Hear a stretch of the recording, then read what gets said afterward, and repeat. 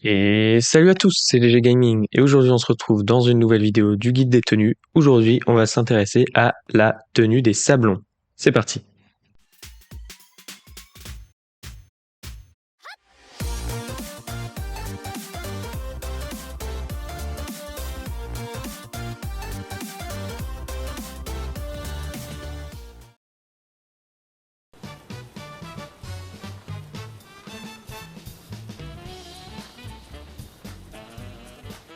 Vous pourrez trouver la tenue des sablons au village Gerudo dans cette boutique qui est une boutique d'armure qui est cachée. Il faut un code pour entrer. Le code, vous pourrez le trouver au bar. C'est cette dame qui va vous le donner. Mais si vous êtes devant elle, elle vous le donnera pas. Il faudra écouter ce qu'elle dit par la fenêtre derrière. Et elle va donner le code. Et après, il faudra juste rentrer le code pour rentrer dans le magasin. Faites attention, vous avez qu'un essai par jour. Sinon, vous devrez attendre le lendemain ou alors recharger une sauvegarde pour rentrer dans le magasin. Mais comme vous pouvez voir, on trouve bien la parure des sablons pour 450 rubis, l'épaulière pour 1300 et le pantalon pour 650, ce qui fait un total de 2400 rubis pour la tenue entière.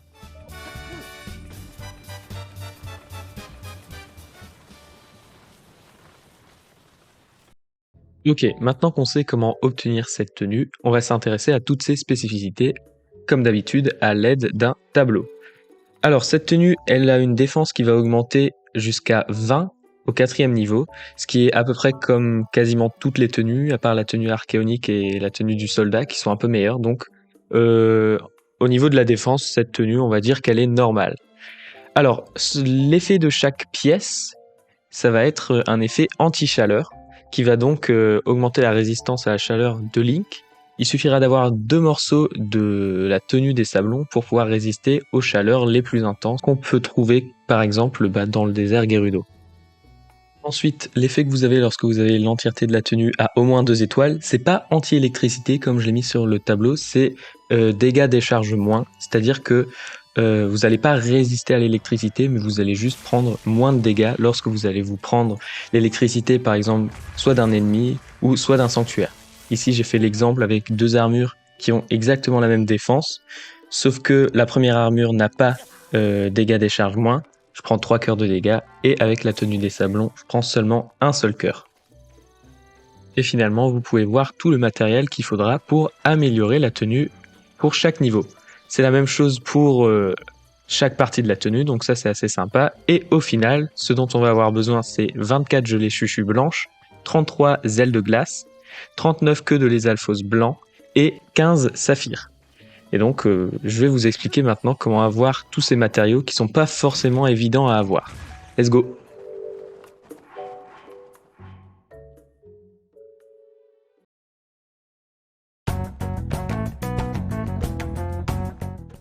Ok, on va commencer par les gelées chuchus blanches. Ça devrait pas trop être un problème puisque c'est un objet assez commun. Vous en aurez peut-être déjà 24, mais dans le pire des cas, vous aurez déjà 24 gelées chuchus normales, les chuchus bleus. Et bien, ces gelées chuchus normales, on peut les transformer en gelées chuchus blanches, tout simplement en les mettant dans une rivière glacée comme ici. J'ai placé un bloc de cryonis pour éviter que les gelées partent n'importe où. Et en quelques secondes, je peux transformer autant de gelées chuchus bleues que je veux en gelées chuchus blanches. Et donc, c'est comme ça que vous allez obtenir cet objet qui ne devrait donc pas trop poser problème. Mais si vous n'avez pas assez de gelée chuchu, je vous montrerai plus tard dans la vidéo où trouver les ennemis qu'il vous faut.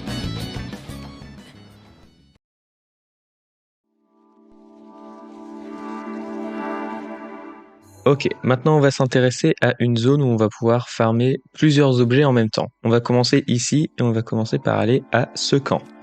Dans ce camp, il y a 3 lézalphos blancs que vous pouvez one-shot avec n'importe quelle arme de feu. Je vais utiliser des flèches de feu. Vous en avez un ici et 2 un peu plus loin, juste ici. Il me semble que lorsque vous tuez un lézalphos blanc, vous avez 100% de chance de drop la queue du lézalphos. Et c'est ça qui nous intéresse ici. Alors, on va pas en prendre 39 directement. Je vais vous montrer un glitch plus tard pour les avoir. Nous, pour l'instant, il nous en faut au moins une. Alors ensuite, vous pouvez descendre du camp et dormir jusqu'à la nuit pour faire spawn 4 chauves-souris blanches. Ce que je recommande de faire pour être sûr de drop 2 ailes par chauve-souris, c'est d'abord sauvegarder, puis ensuite tuer une chauve-souris. Si elle drop 2 ailes, re-sauvegarder, et si elle drop pas 2 ailes, alors charger la sauvegarde. parce que chaque chauve-souris peut drop soit une, soit deux ailes. Et nous, pour optimiser, c'est beaucoup mieux d'avoir deux ailes directement par chauve-souris.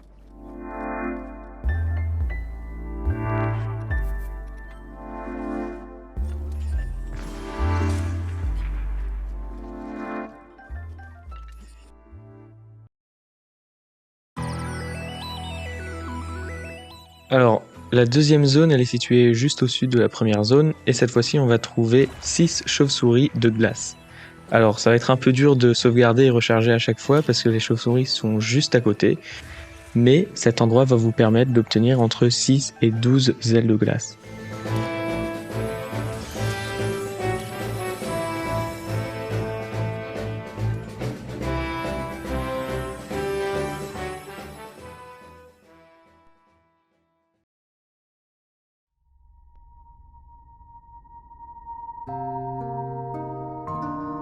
Et cette dernière zone va vous permettre de trouver à peu près tous les objets.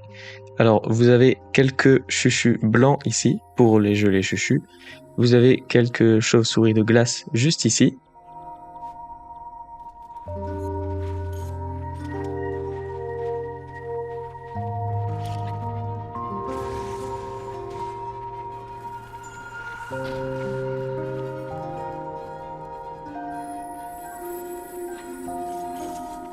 Et vous avez même quelques lysalphos de glace qui sont répartis par ici.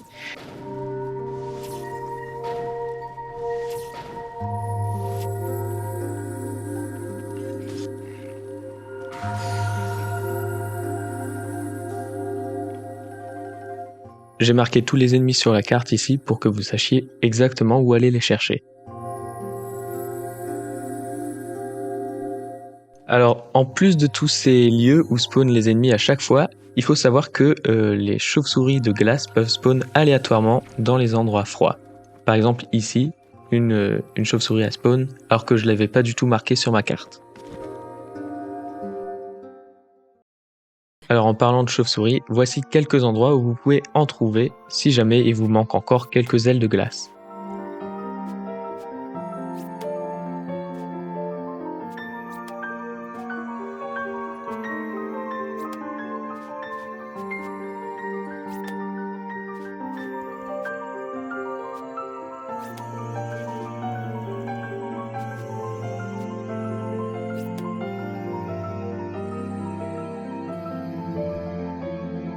Voici maintenant quelques endroits où vous pouvez trouver des chuchus blancs, si jamais il vous manque quelques gelées chuchus blanches.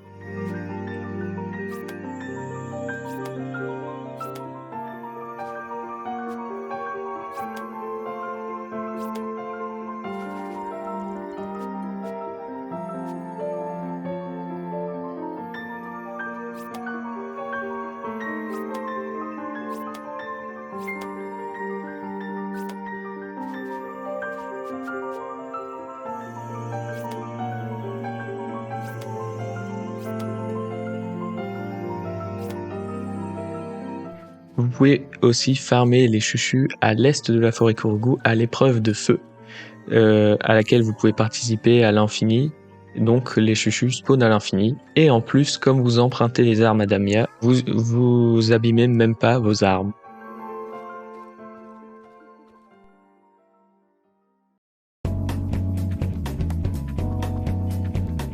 Et maintenant, on va passer à la partie la plus intéressante de cette vidéo, le glitch qui va nous permettre de dupliquer les saphirs et les queues de lysalphos en même temps. Il va vous falloir pas mal de matériel. En premier, il vous faut une arme de garde royale qui peut être n'importe laquelle à part l'arc. Ça va pas marcher avec l'arc. Vous pouvez trouver un bouclier de garde royale dans la salle des armes dans le château d'Hyrule. Et ensuite, vous pouvez trouver une épée et une hallebarde de garde royale à proximité de la cuisine dans le château d'Hyrule. La hallebarde est tout à droite de la cuisine dans la cheminée. Et l'épée est un peu plus loin derrière un mur que vous pouvez casser juste ici. Ensuite, il vous faudra au moins 2 arcs multiflèches. Vous pouvez trouver des arcs à double encoche facilement au repère des Yiga. En plus de cela, il faudra au moins une flèche électrique. Et finalement, il vous faudra quelques queues bleues de lysalphos. Si vous en avez trop, ça va pas marcher, mais je vous expliquerai comment vous occuper de ça plus tard. Pour l'instant, il vous en faut au moins une. Alors, lorsque vous avez tout le matériel, vous avez juste à venir au relais de la rivière et on va commencer à effectuer le glitch. On vient ici parce que y a ce PNJ qui s'appelle Paris et juste à côté il y a Terry, donc c'est le lieu parfait pour faire les deux parties de notre glitch ensemble. Si vous avez plusieurs équipements de garde royale sur vous, vous pouvez commencer par parler à Paris pour voir à quel équipement elle s'intéresse. Ensuite, lorsque vous avez cette information-là, vous pouvez venir désynchroniser cette arme. Pour ce faire, moi je vais le faire avec l'épée de garde royale. Je commence par retirer mon épée. Ensuite, je me mets dos au mur ici et j'équipe un arc multiflèche avec des flèches électriques. Je vais dégainer mon arc, faire pause, jeter mon arc et équiper un autre arc multiflèche, puis cliquer très rapidement sur plus A+, pour sortir du menu pause, ramasser l'arc et re-rentrer en pause, et je vais répéter ça plein de fois jusqu'à ce que Link commence à bugger. Lorsque Link devient invisible, vous pouvez ensuite équiper l'épée de garde royale directement depuis le menu, et si vous voyez que Link ne l'équipe pas à l'extérieur, même si vous l'avez équipé dans l'inventaire, vous avez réussi à désynchroniser l'arme. Alors là j'ai expliqué ce glitch très rapidement, mais si vous voulez plus d'infos, je vous mets un lien sur la fiche. Bref, maintenant que vous avez fait ça, à chaque fois que vous allez parler à Paris, au lieu de vous échanger une pierre précieuse contre une arme, elle va juste vous donner une pierre précieuse à chaque fois sans jamais prendre votre arme de garde royale. Alors, il y a 3 choix possibles, il y a soit rubis, soit saphir, soit topaz. Nous, ce qui nous intéresse pour le glitch, c'est les saphirs. Donc on va juste en prendre autant qu'on peut. Par contre, il va falloir se concentrer sur les rubis et les topazes, et il va falloir repérer exactement quand on atteint 6 rubis ou bien 6 topazes, et ça va être à ce moment-là qu'on va passer à la prochaine partie de notre glitch. Là, j'ai 6 topazes, donc je peux passer à la suite. Alors, on va commencer par jeter toutes nos queues bleues de lézalfos qu'on a dans notre inventaire pour qu'il en reste absolument 0 dans l'inventaire. C'est pour ça qu'il en fallait pas trop au début. Ensuite, on va refaire le glitch exactement de la même manière, sauf que quand Link va disparaître, on va cette fois-ci porter 5 des 6 pierres précieuses qu'on a stockées tout à l'heure. Maintenant, lorsque vous faites pause, vous allez voir que Link porte des objets invisibles. Et ça, c'est la preuve que cette partie du glitch a fonctionné. Maintenant, ce qu'on va faire, c'est qu'on va aller voir Terry et on va tout simplement lui vendre notre dernière pierre précieuse qui nous reste. Donc maintenant, ce qui se passe, c'est qu'on porte 5 objets invisibles dans les mains de Link, mais ces objets, ils sont plus dans notre inventaire. Les topazes, comme il y en a 0, il n'a plus une case dans l'inventaire. Donc maintenant, on va prendre les queues bleues de lézalfos et ça va associer nos 5 objets invisibles aux queues de lézalfos. Et donc, quand on va reprendre les objets dans notre main, on va reprendre 5 queues bleues de lézalfos et non pas 5 topazes brutes. Et donc, on a transformé nos 5 topazes en 5 queues. Et maintenant, vous avez plus qu'à répéter toutes ces étapes. Normalement, si vous n'avez pas touché à votre arme, vous pourrez directement parler à Paris, prendre 6 pierres précieuses, jeter toutes vos queues de lézalfos par terre, faire le glitch, etc., pour avoir encore plus de queues de lézalfos.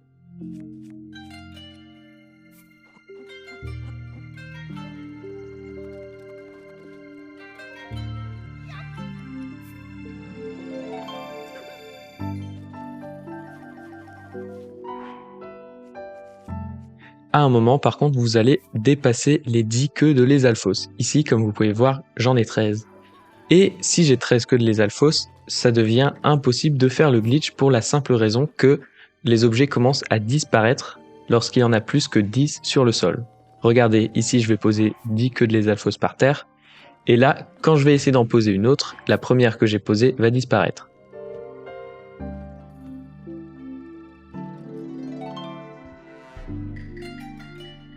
Si on peut pas poser toutes les queues de lézalfos par terre, alors on peut pas effectuer le glitch, à part si on effectue un autre glitch qui est beaucoup plus compliqué. Je vais pas vous l'expliquer aujourd'hui, mais en gros ça permet de poser autant d'objets qu'on veut, sauf qu'on les pose pas par terre, on les pose en tas, et parfois les tas ils flottent dans l'air.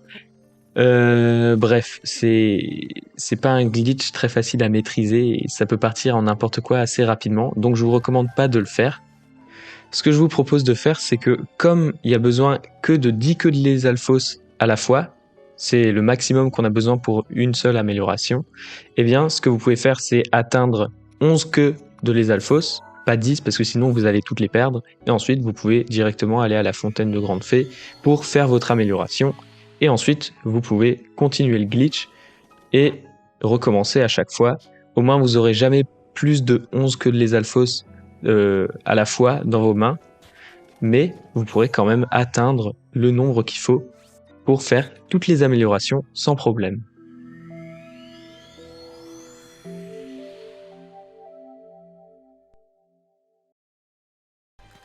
Et voilà, c'est la fin de cette vidéo, j'espère qu'elle vous a plu. Normalement maintenant, vous avez toutes les ressources qu'il vous faut pour améliorer la tenue des sablons au niveau maximal. J'espère que cette vidéo vous a plu et je vous dis à très bientôt dans une prochaine vidéo. Salut à tous.